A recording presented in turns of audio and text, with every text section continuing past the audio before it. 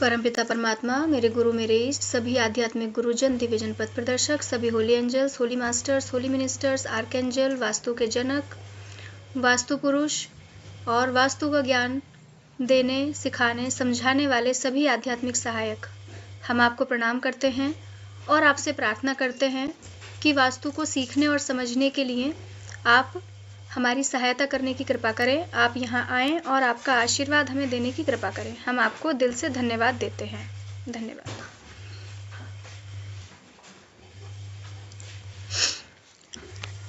हमारे 2 टॉपिक जैसा कि रह गए थे, एक हमारा एस्ट्रो वास्तु और एक न्यूमेरो वास्तु।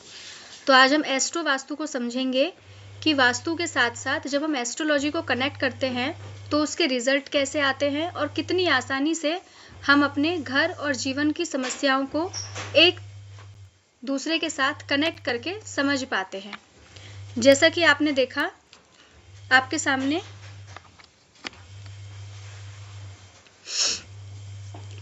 वास्तु पुरुष की इमेज है स्क्रीन पर और साथ में एक हमने बर्थ चार्ट भी बनाया है।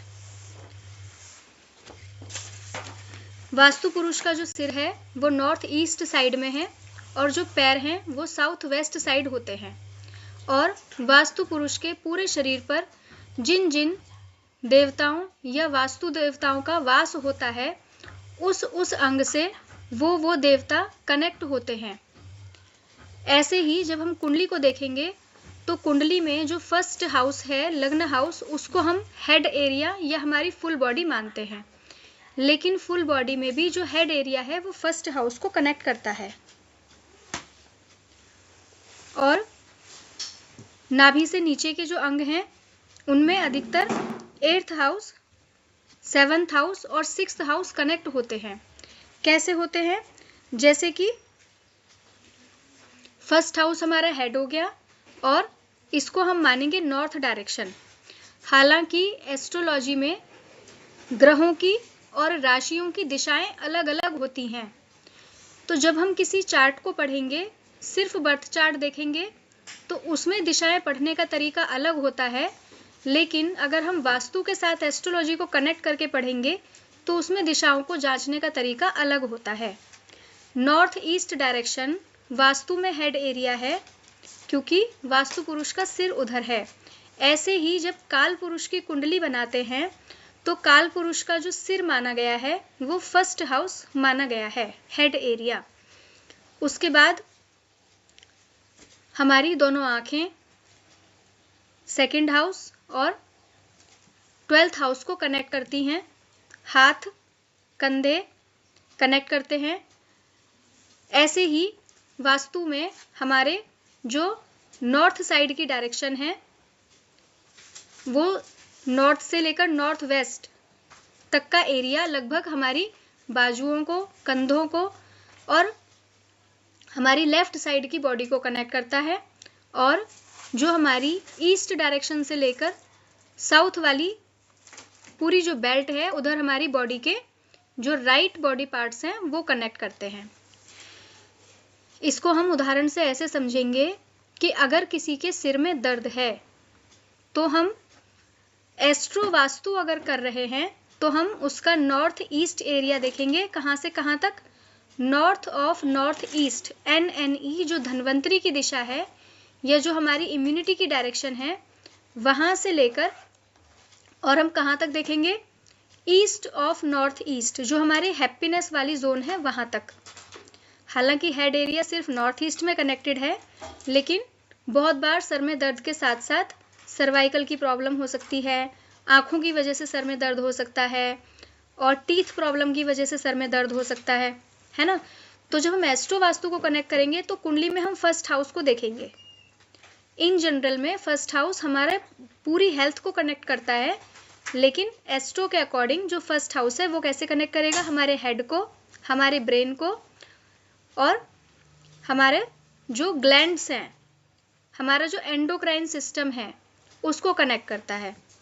पिट्यूटरी ग्लैंड हो गई, हमारा ब्रेन हो गया, हमारी पीनियल ग्लैंड हो गई। ऐसे ही एक शॉर्ट टेक्निक आप समझें, फर्स्ट हाउस हमारा हो गया नॉर्थ। नॉर्थ के अपोजिट में कौन सी डायरेक्शन आएगी? एग्जैक्ट साउथ, इसका मतलब 7th हाउस हो गया हमारा साउथ डायरेक्शन। फिर नॉर्थ के लेफ्ट हैंड साइड में कौन सी डायरेक्शन आएगी, वेस्ट, इसका मतलब 4th हाउस हो गया हमारा वेस्ट डायरेक्शन।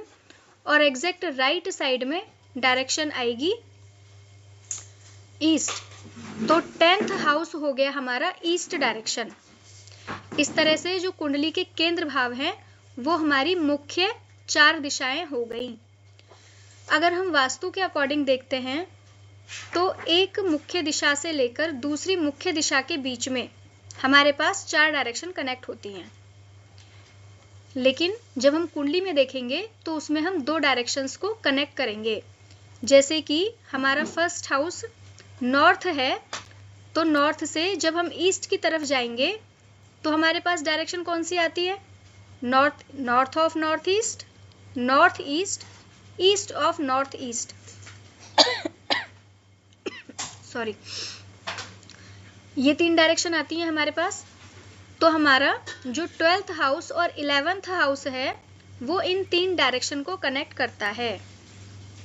एग्जैक्ट जो नॉर्थ है वो हमारा हो गया फर्स्ट हाउस, उसके बाद नॉर्थ ऑफ नॉर्थ ईस्ट और नॉर्थ ईस्ट 12th हाउस को भी कनेक्ट करेगा, और नॉर्थ ईस्ट और east of north east 11th house को भी कनेक्ट करेगा। ऐसे ही हमारी साउथ डायरेक्शन हो गई हमारा 7th हाउस, और वास्तु में जो साउथ डायरेक्शन है वो कहाँ पर आएगी, जिधर वास्तु पुरुष की कोहनी, घुटने, थाइस कनेक्ट करती हैं, है ना। तो कुंडली से जब हम वास्तु में समझेंगे तो हमारी साउथ डायरेक्शन को कनेक्ट करेगा 6th हाउस और 8th हाउस, ठीक है। तो हमारा जो साउथ ईस्ट एरिया है वो हमारा 9th हाउस और 8th हाउस को कनेक्ट करेगा।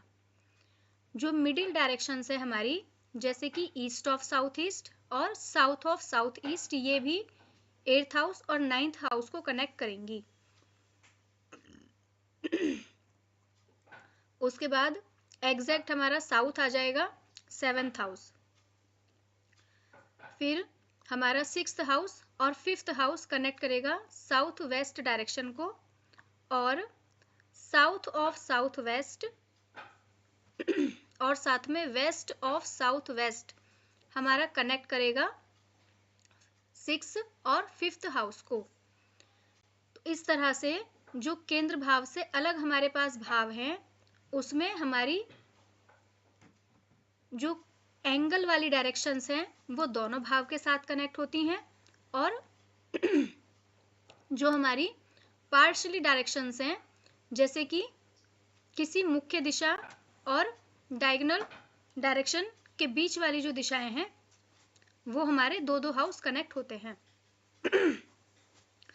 ऐसे ही हमारे पास वेस्ट डायरेक्शन आ जाएगी 4th हाउस, तो वेस्ट ऑफ साउथ वेस्ट हमारा 5th हाउस हो गया, और 4th हाउस हमारा वेस्ट डायरेक्शन हो गया। उसके बाद जब हम नॉर्थ की तरफ जाएंगे तो नॉर्थ वेस्ट डायरेक्शन कनेक्ट करेगी 3rd हाउस और 2nd हाउस दोनों को, लेकिन जब हम शॉर्ट में देखेंगे, डेप्थ में जाकर हम देखेंगे तो हमारा west of north west connect करेगा 3rd हाउस को, और नॉर्थ ऑफ नॉर्थ वेस्ट हमारा कनेक्ट करेगा 2nd हाउस को। अभी यहाँ तक अगर सवाल है तो आप पूछ लीजिए, फिर हम आगे बढ़ते हैं। क्लियर हो गया? हाँ जी मैम। अब हम शरीर के अंगों को अगर हम देखेंगे तो नॉर्थ ईस्ट वाला जो एरिया है, वास्तु पुरुष को जब हम देखते हैं तो यहाँ पर हमारा कनेक्ट हो गया हेड एरिया, हमारी आंखें, ब्रेन, दोनों कान, दोनों आंखें, गर्दन, स्पॉन्डिलाइटिस वाला एरिया, सर्वाइकल वाला एरिया, ठीक है। तो ये चीजें हम फर्स्ट हाउस से भी देखेंगे। एक चीज आपको याद रखनी है, जब आप एस्ट्रो वास्तु करेंगे तो आप एस्ट्रोलॉजी वाले हेल्थ बॉडी पार्ट्स को कनेक्ट नहीं करेंगे, क्योंकि दोनों में हेल्थ बॉडी पार्ट्स जो हैं वो अलग अलग है, फिजिकल बॉडी पार्ट्स अलग अलग हैं दोनों में। मैं ना पूछने वाली थी आपसे, फिर आपने पहले जवाब दे दिया। नहीं, दोनों अलग अलग है। चलिए चलिए। कैसे? आप ऐसा समझें कि अगर किसी इंसान को पेट से संबंधित समस्या रहती है तो वास्तु में हम क्या देखेंगे? ब्रह्म स्थान देखेंगे। लेकिन कुंडली में तो ब्रह्म स्थान नहीं है ना हमारे पास, केंद्र तो है लेकिन अलग से ब्रह्म स्थान तो नहीं है। तो कुंडली में जो डाइजेस्टिव सिस्टम से कनेक्टेड ऑर्गन्स होते हैं उनको हम 4th हाउस से देखते हैं, ठीक है। और पेट को अगर हम देखें तो 5th हाउस से देखते हैं, सिर्फ अगर हम एस्ट्रोलॉजी की बात करें तो। लेकिन जब हम वास्तु की बात करेंगे तो हम बॉडी पार्ट्स को ब्रह्म स्थान से देखेंगे। स्टमक एरिया को, एब्डोमिनल एरिया को हम कहाँ से देखेंगे? सबसे पहले ब्रह्म स्थान से देखेंगे। उसके बाद इंटेस्टाइन से रिलेटेड प्रॉब्लम है, कॉन्स्टिपेशन है, इंटेस्टाइनल इन्फेक्शंस हैं, तो हम साउथ ऑफ साउथ वेस्ट को कनेक्ट करेंगे, है ना, क्योंकि वो डिस्पोजल की डायरेक्शन है। अगर ब्लड क्लींजिंग के लिए हम देखेंगे तो हम नॉर्थ ऑफ नॉर्थ वेस्ट को कनेक्ट करेंगे, sorry north of north east को कनेक्ट करेंगे, क्योंकि वो धन्वंतरी जी की दिशा है। और साथ में हम कनेक्ट करेंगे वेस्ट ऑफ नॉर्थ वेस्ट को, क्योंकि वो डिटॉक्सिफिकेशन की डायरेक्शन है।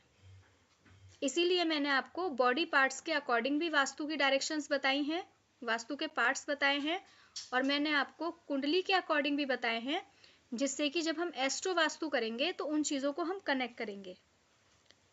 जरूरी तो नहीं है ना कि सबको एस्ट्रोलॉजी आती हो, और अगर एस्ट्रोलॉजी नहीं आती है और हमें सिर्फ वास्तु आता है और तब हम बॉडी पार्ट्स को देखेंगे या बॉडी पार्ट्स का ट्रीटमेंट देखेंगे, तो हम कैसे करेंगे?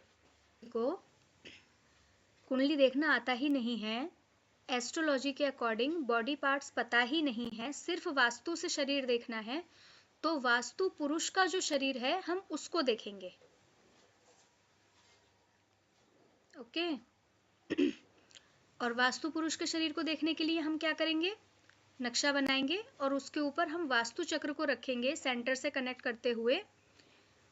तब हम देखेंगे कि वास्तु चक्र के अकॉर्डिंग वास्तु पुरुष के शरीर पर कौन सी दिशा कहां पर हमारे मैप में आ रही है। क्लियर है? हाँ जी मैम। मैम एक बात ये बताइए, जैसे 2 हाथ हैं जी, तो दोनों हाथों की डायरेक्शन चेंज है, दोनों डायरेक्ट अलग अलग है। नॉर्थ ईस्ट तो से लेकर साउथ वेस्ट तक हमारी स्पाइन हो गई, रीढ़ की हड्डी, है ना। ये नॉर्थ ईस्ट से लेकर और यहाँ तक हमारी रीढ़ की हड्डी कनेक्ट हो गई, हाँ जी, ठीक है। तो राइट हैंड साइड वाला एरिया, राइट बॉडी किधर आ गई हमारी? नॉर्थ ईस्ट से लेके साउथ वेस्ट तक राइट हैंड साइड, जो ईस्ट और साउथ ईस्ट वाली बेल्ट है, साउथ वाली बेल्ट है, वो हो गई हमारी राइट बॉडी।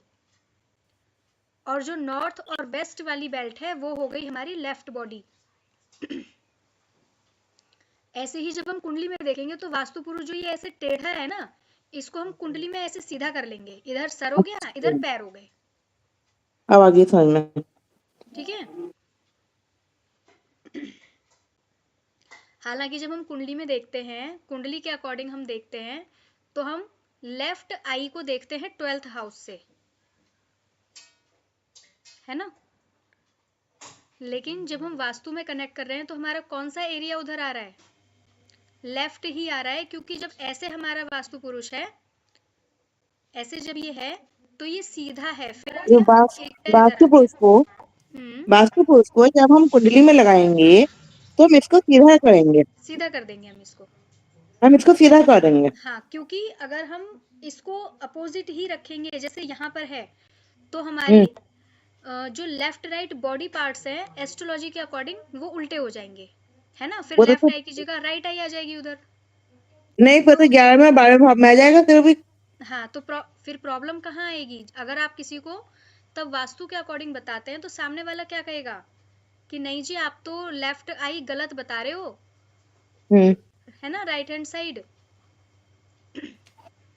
तो आपका लेफ्ट राइट खराब हो जाएगा ना एस्ट्रोलॉजी के अकॉर्डिंग। हाँ जी। अगर वास्तु पुरुष को हम सीधा नहीं करेंगे तो वास्तु पुरुष की जो राइट आई आएगी वो किधर आएगी फिर एस्ट्रोलॉजिकल टर्म्स में? लेफ्ट साइड आ जाएगी ना, 12th हाउस की साइड, हाँ जी। है ना? तो फिर एस्ट्रोलॉजी का लेफ्ट राइट खराब हो जाएगा। इसलिए एस्ट्रोलॉजी के लेफ्ट राइट को हम एज इट इज ही रखेंगे जैसे एस्ट्रोलॉजी में होता है। कैसे? ये हमने एक लाइन यहाँ से खींची तो एस्ट्रोलॉजी का लेफ्ट इधर होता है 11th हाउस 12th हाउस की तरफ, और राइट होता है 2nd हाउस 3rd हाउस की तरफ। तो इसको हमें एज इट इज ही रखना है, ठीक है? और बॉडी पार्ट्स को कैसे देखना है? बॉडी पार्ट्स को देखना है वास्तु पुरुष के शरीर के अंगों के और दिशा के अनुसार, तो हमारी कैलकुलेशन फिर सही रहेगी। अगर किसी की लेफ्ट आई में प्रॉब्लम है, बाईं आंख में प्रॉब्लम है, तो कुंडली का हम 12th हाउस देखते हैं, ठीक है? और जब हम वास्तु देखेंगे उस व्यक्ति के घर का तो north of north east, north west और नॉर्थ वेस्ट को देखेंगे, ऐसे। क्लियर है? अगर किसी की लेफ्ट आर्म में, लेफ्ट वाली बाजू में प्रॉब्लम है तो कुंडली में हम 11th हाउस को देखते हैं, और जब हम वास्तु में देखेंगे दिशा के अनुसार तो हम कौन सी दिशा को देखेंगे? नॉर्थ ईस्ट और ईस्ट ऑफ नॉर्थ ईस्ट को देखेंगे।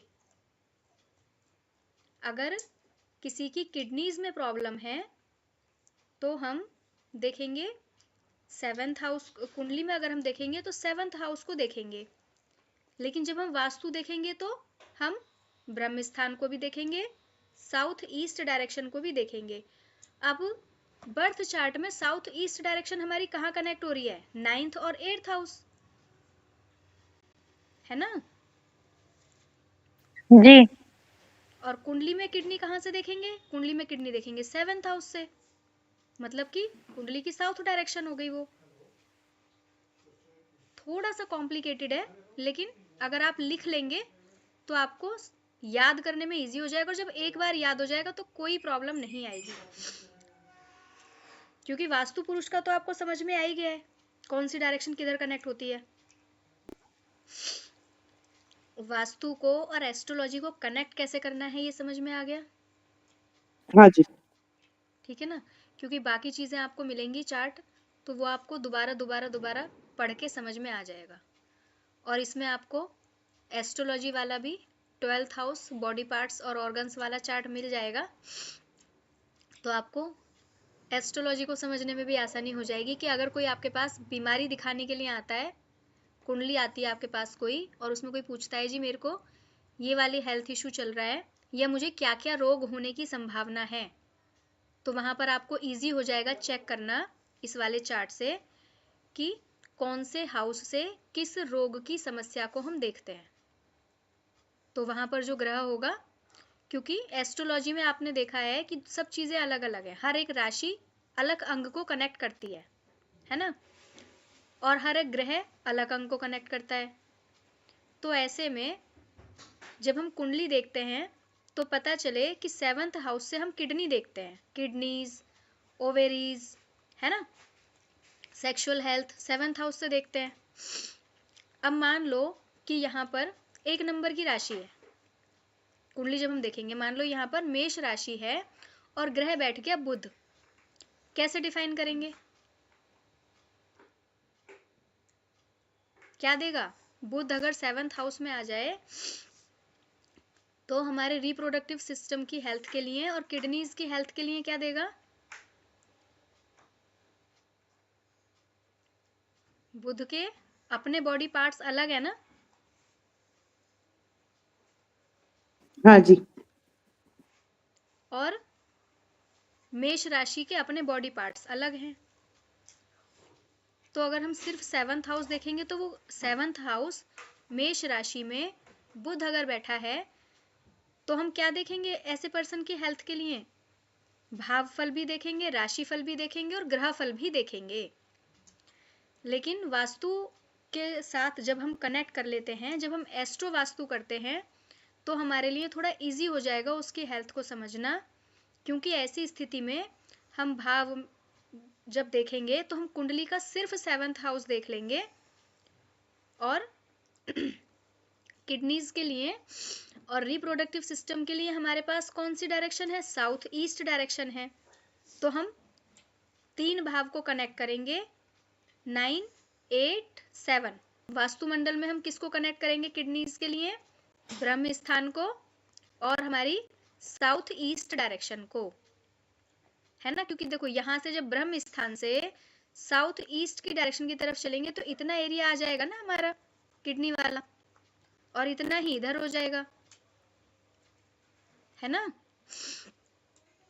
तो किडनीज की अगर हम सिर्फ बात करें तो हम साउथ ईस्ट को देखेंगे, और कुंडली में हम देखेंगे 7th हाउस को और साथ में 8th और 9th हाउस को, या फिर जो ग्रह है वहां पर, या जो राशि है उसके अनुसार। ये आपको कब काम आएगा पता है, जब आप किसी की बहुत डीप डिटेल निकालोगे, बहुत डीप में जब आप जाओगे तब ये आपको काम आएगा। जैसे कि हम ज्योति जी का एक एग्जांपल लेते हैं, आपको कौन से पैर में चोट लगी है, लेफ्ट पैर में आपको चोट लगी है। तो लेफ्ट पैर हमारा कहाँ आएगा, लेफ्ट एंकल में आपको लगी है।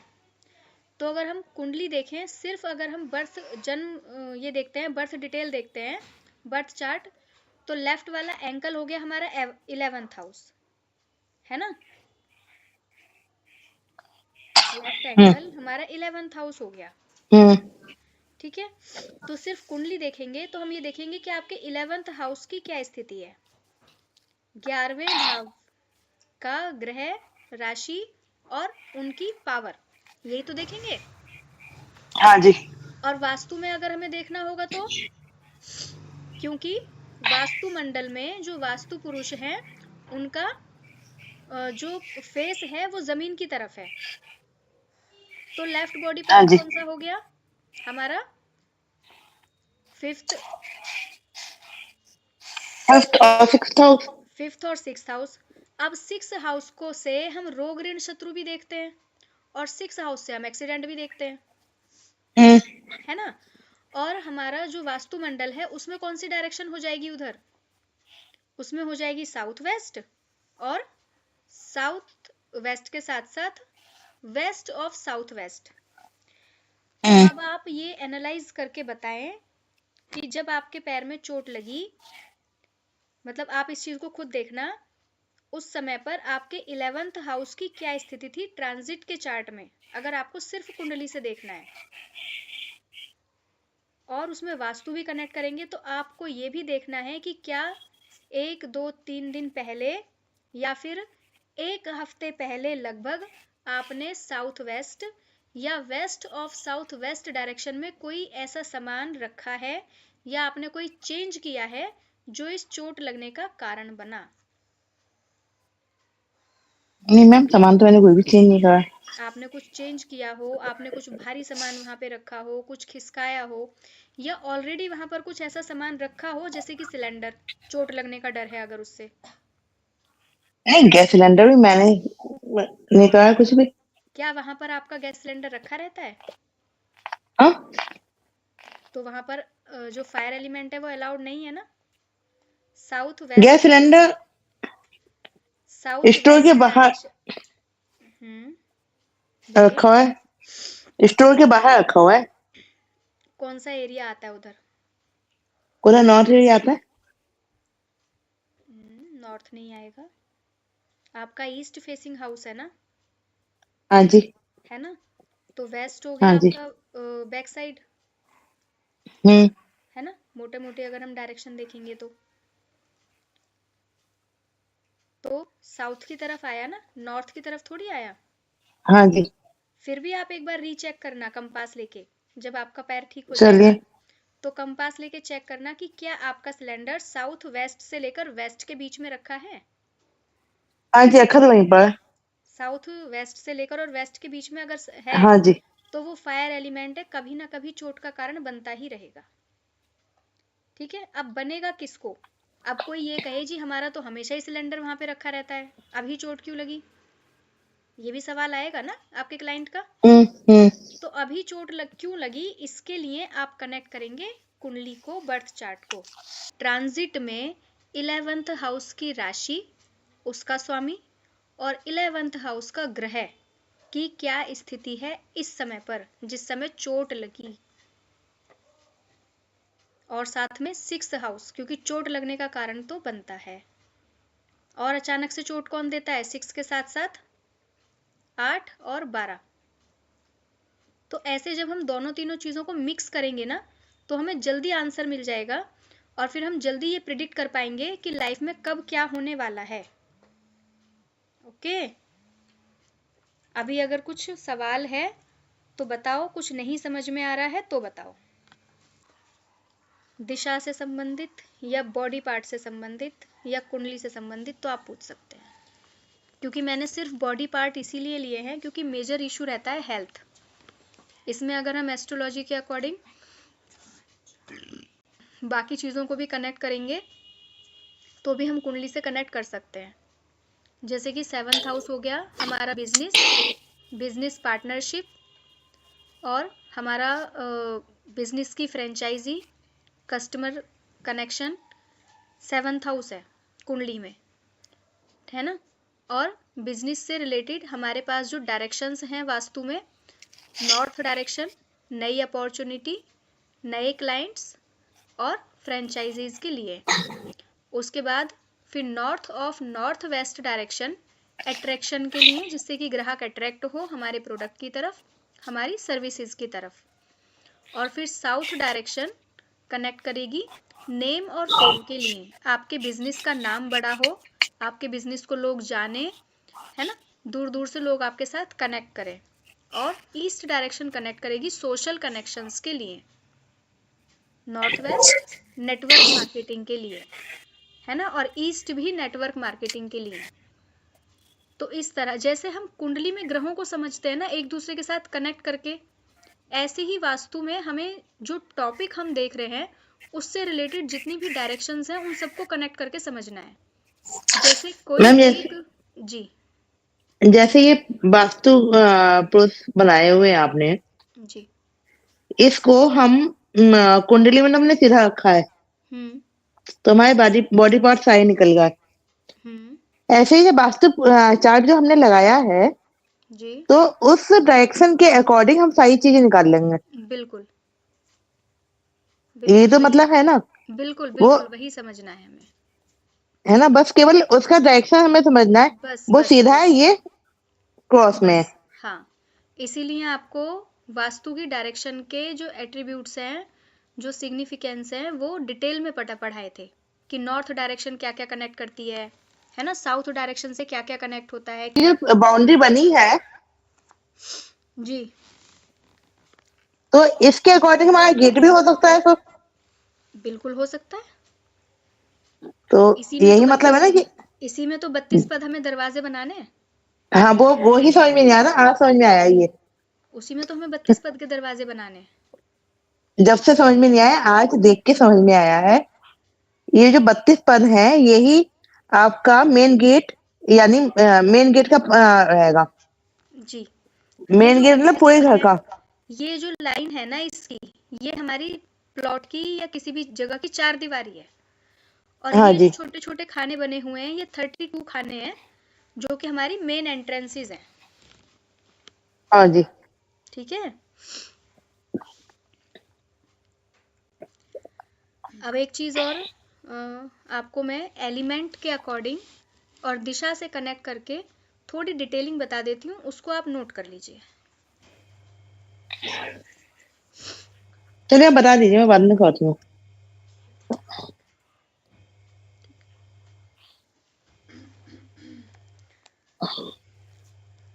अब इसमें सबसे पहले समझेंगे हम नॉर्थ डायरेक्शन को। ठीक है, नॉर्थ डायरेक्शन हमारी जल तत्व की दिशा है और 72% हमारी लाइफ को गवर्न करती है। मतलब कि जल तत्व का जो पार्ट है हमारी लाइफ में वो 72% है। ठीक है जी, और ये जो रिजल्ट है इसका, उसके साथ साथ आप 2-3 चीजें समझें। अगर हम इस डायरेक्शन का टेस्ट समझेंगे, इस डायरेक्शन का टेस्ट कैसा है, तो नॉर्थ का जो टेस्ट है वो है सॉल्टी, नमकीन, क्योंकि पानी नमकीन भी होता है ना, होता तो मीठा भी है लेकिन पानी में नमक की मात्रा ज्यादा होती है, पानी से ही, समुद्र से ही नमक निकलता है, इसलिए इस डायरेक्शन का टेस्ट हो गया सॉल्टी, नमकीन। और इसकी आकृति कैसी है, हर चीज की कोई ना कोई आकृति होती है ना, तो इसकी आकृति है वेवी, ऐसे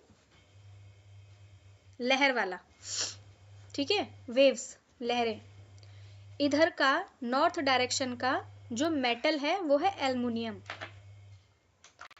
इसको हम कल और डिटेल में समझ लेंगे जब हम न्यूमेरो वास्तु पढ़ेंगे, कल न्यूमरोलॉजी और वास्तु को कनेक्ट करेंगे, तब हम इसको थोड़ा और डिटेल में समझ लेंगे, ठीक है। उसके बाद आ गया हमारा एयर, मतलब कि वायु तत्व, और इसका स्वाद है खट्टा, क्योंकि ज्यादातर फल सब्जियां स्वाद में पहले फीके या खट्टे ही होते हैं, है ना। और एयर जो है हमारे वुड को कनेक्ट करता है ना, पेड़ पौधों को, और इसकी शेप है रेक्टेंगुलर, आयताकार। और ईस्ट डायरेक्शन का हमारा जो मेटल है वो है स्टील, ओके। फिर हो गया हमारा फायर, अग्नि तत्व। अग्नि तत्व का जो टेस्ट है वो है स्पाइसी, क्योंकि मसाले सारे अग्नि तत्व में आते हैं, फायर एलिमेंट में आते हैं। तो इधर का तत्व हो गया हमारे पास स्पाइसी, टेस्ट हो गया इसका अग्नि तत्व का।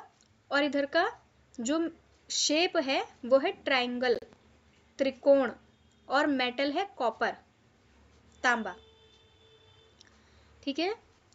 अर्थ एलिमेंट, हमारे पास अर्थ एलिमेंट का टेस्ट है स्वीट, अर्थ एलिमेंट की शेप है स्क्वायर, और मेटल है ब्रास, पीतल, okay. Space element, space element का टेस्ट है बिटर, मतलब कि कसैला, कड़वा, फीका, है ना। बिटर टेस्ट कैसा होता है, जो अच्छा ना लगे बिल्कुल भी। तो ईस्ट डायरेक्शन का जो टेस्ट है वो है बिटर। ईस्ट डायरेक्शन की जो शेप है वो है सर्कल, सर्कुलर, गोल है।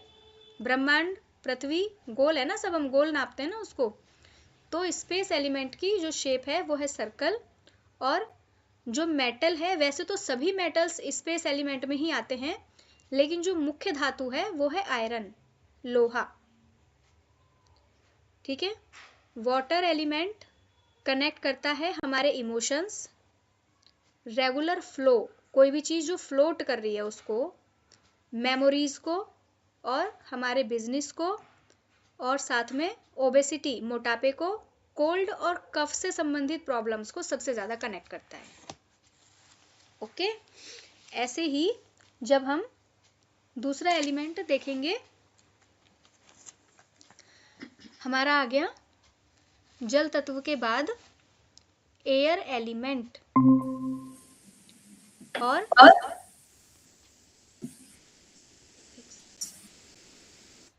एयर एलिमेंट हमारा स्पार्क, सॉरी, एयर एलिमेंट हमारा फ्रेशनेस। एयर एलिमेंट क्या देता है लाइफ में, हवा लगती है ठंडी ठंडी, कितनी अच्छी लगती है ना। तो एयर एलिमेंट कनेक्ट हो गया हमारा फ्रेशनेस, डायरेक्शन हमारी ईस्ट हो गई, नेटवर्क, हैप्पीनेस, और साथ में एयर एलिमेंट कनेक्ट करेगा ग्रोथ को, पेड़ बड़े बड़े होते हैं ना, ऊंचे ऊंचे, ग्रोथ को, और चर्निंग और ट्रिबुलेंस, मतलब कि अचानक से आने वाले तूफान, अचानक से लाइफ में आने वाली प्रॉब्लम्स, और चर्निंग, मंथन, टेंशन, एंजाइटी, बार बार सोचते रहना, ओवर थिंकिंग, वो सब एयर एलिमेंट से कनेक्ट हो गया। उसके बाद हमारा नेक्स्ट आ गया फायर एलिमेंट। और फायर एलिमेंट का हमारा डायरेक्शन हो गई साउथ ईस्ट साउथ, और कनेक्शन हो गया हमारा स्पार्क, इग्निशन। मतलब बहुत लोग कहते हैं ना लाइफ में कोई स्पार्क नहीं हो रहा, कोई मजा नहीं आ रहा, कोई किक नहीं मिल रही, ऐसे बोलते हैं ना लाइफ में, ये नहीं हो रहा, ये नहीं हो रहा, ऐसे बोलते रहते हैं। तो जो स्पार्क है वो हमें मिलता है फायर से, इसलिए फायर हमारा हो गया स्पार्क और हो गया इग्निशन। और हमारा इनिशिएशन हमने पढ़ा था ना कि east of south east direction, और साउथ ईस्ट डायरेक्शन स्टार्टअप की डायरेक्शन है। और साथ में हमारा जो भी हम मेहनत कर रहे हैं, हमारा स्ट्रगल भी फायर एलिमेंट से कनेक्ट करता है, और स्ट्रगल से हमें रिजल्ट कैसा मिल रहा है वो भी हमारा फायर एलिमेंट से कनेक्ट करता है। इसके साथ साथ हो गया हमारा पैशन और हमारे अलाइनमेंट, मतलब किसी काम को करने का कितना जुनून है वो फायर एलिमेंट से कनेक्ट करेगा। नेक्स्ट फिर हमारे पास हो गया अर्थ एलिमेंट। ये किस चीज़ को कनेक्ट करेगा हमारी लाइफ में? स्टेबिलिटी को कनेक्ट करेगा। स्टेबिलिटी के अलावा कनेक्ट करेगा सॉलिडिटी, है ना, कितना ठोस काम हम करते हैं, हम कितनी भारी बात कहते हैं, कितनी ठोस बात कहते हैं, हमारी बात में कितना वजन है। तो जिन लोगों की बात में वजन नहीं होता ना, कुछ भी बक बक बक बक करते रहते हैं, बिना वजन वाली बात होती है जिनकी, उनका साउथ और साउथ वेस्ट एरिया खराब होता है, कुछ भी बोलते हैं। केयर सपोर्ट रिलेशन, ये भी हमारा अर्थ एलिमेंट, क्योंकि यहाँ पर स्टेबिलिटी चाहिए ना, केयर करने में, रिलेशनशिप में स्टेबिलिटी होनी चाहिए। इसके साथ साथ कुछ हद तक ब्लॉकेजेस, क्योंकि सिस्ट हमने कल पढ़ा था, साउथ वेस्ट एलिमेंट अगर डिस्टर्ब होता है, अर्थ एलिमेंट डिस्टर्ब होता है तो सिस्ट बनती है। इसलिए ब्लॉकेजेस को, हॉलीडेज, घूमना फिरना, जो बाहर जाने वाले हॉलीडेज हैं, हॉलीडेज होल्डिंग कैपेसिटी, किसी भी चीज़ को होल्ड रखने की कितनी ताकत है, तो वो कैपेसिटी जो है वो भी हमारा अर्थ एलिमेंट साउथ वेस्ट हो गया। और साथ में हमारा हो गया ज़मीन से जुड़ी हुई बातें। बहुत लोग होते हैं ना जिनको हम कहते हैं बड़ा डाउन टू अर्थ इंसान है, बड़ा ज़मीन से जुड़ा हुआ इंसान है, तो वो कैपेसिटी जो देती है वो डायरेक्शन है हमारी साउथ वेस्ट। और नेक्स्ट हो गया हमारा स्पेस एलिमेंट। स्पेस एलिमेंट सबसे ज़्यादा आपको क्या देगा? सबसे पहले क्या देगा? इंट्यूशन। बोलते हैं ना इंट्यूशन पावर बहुत अच्छी है, इंट्यूशन पावर बहुत अच्छी है। मैनिफेस्टेशन, आपने जो मांगा यूनिवर्स से वो आपको मिल गया। विश फुलफिलमेंट, स्पेस का काम है, स्पेस एलिमेंट देता है हमको। और साथ में स्पिरिचुअलिटी, सेल्फ अवेयरनेस और फ्रीडम, आंतरिक जो फ्रीडम होती है, इंसान कितनी भी मुसीबत में हो लेकिन उसका माइंड फ्री रहता है, ये हो गया स्पेस एलिमेंट। ओके, सो आज के वास्तु के एस्ट्रो वास्तु सेशन को हम करते हैं क्लोज।